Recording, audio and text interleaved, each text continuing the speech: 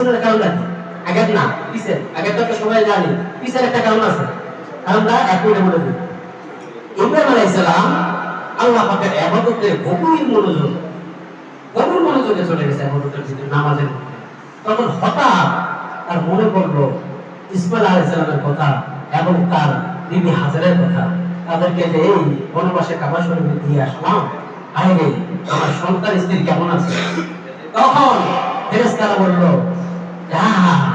আমরা তো জানি ইব্রাহিম আলাইহিস সালাম আল্লাহর খলিল, কিন্তু আল্লাহর খলিল হইয়া সে নামাজের মধ্যে আল্লাহর কথা চিন্তা করবে, কিন্তু সে চিন্তা করতেছে তার সন্তান এবং তার স্ত্রীর কথা।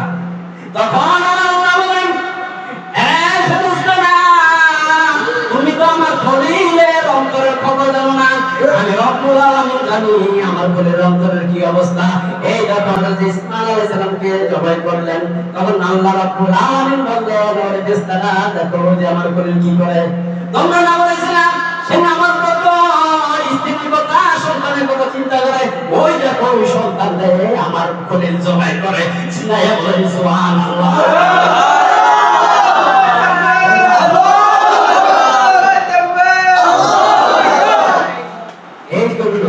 আমরা এই পিছের ঘটনাটা বলে দিলাম। অনেকে যদি প্রশ্ন করে আপনি পিছের ঘটনাটা বলতে পারেন, পিছের ঘটনা কিন্তু